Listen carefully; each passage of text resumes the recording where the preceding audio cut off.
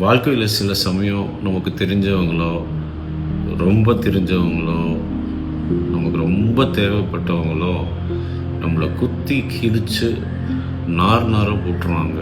நம்ம எதிர்பார்க்காத ஒரு தருணத்தில், நம்ம வீக்காக இருக்க தருணத்தில், நீங்கள் யோசிப்பீங்க முன்னாடி நின்று, இவங்களாம் நம்மளை இப்படி பண்ணிட்டு நிற்கிறாங்க, இவங்க தானே நம்மளுக்கு எல்லாம் நினச்சோம் அப்படின்ட்டு.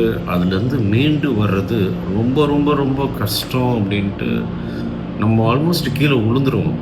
கீழே விழுந்துட்டு எழுந்திரிக்கவே முடியாமல், என்ன பண்ணுறதுன்னு தெரியாமல் அப்படியே நிற்கும்போது, ஒரே ஒரு இதுதான், ஒரே ஒரு இந்த கடவுள்ன்றதுக்கு ஒரே எடுத்துக்காட்டு இது ஒன்று தான். அவர் மட்டும்தான் உங்களை, இல்லாத நீங்கள் என்னமா வச்சுக்கலாம், மன உறுதி, மன ஒரு ஸ்ட்ரென்த்து என்னன்னா வச்சுக்கலாம். அதுக்கு பேர் ஒரு உடனே அவசரப்பட்டு எந்த முடிவும் எடுத்துடாமல் ஒரு 3 நாள், ஒரு 4 நாள் அதுலேருந்து வர்றதுக்கு கொஞ்சம் டைம் ஆகும். ஒரு 1 வீக் மனசை கொஞ்சம் கொஞ்சமாக திடப்படுத்திக்கிட்டே போனீங்கன்னா, அதுலேருந்து நீங்கள் மீண்டு வந்தோடனே உங்களுக்கே தெரியாமல் ஒரு அசாதாரண ஸ்ட்ரென்த்து உங்களுக்குள்ளே வரும். இதே பார்த்தாச்சு அப்புறம் என்னடா அப்படின்னு நமக்கு தோணும்.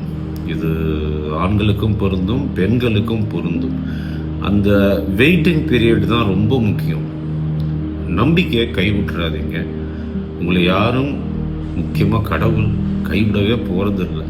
அது என்னமோ அதான், அதுக்கு தான் நிறைய பேர் வச்சுருக்காங்களே தவிர, நம்பிக்கையை மட்டும் கைவிட்டுறாதீங்க.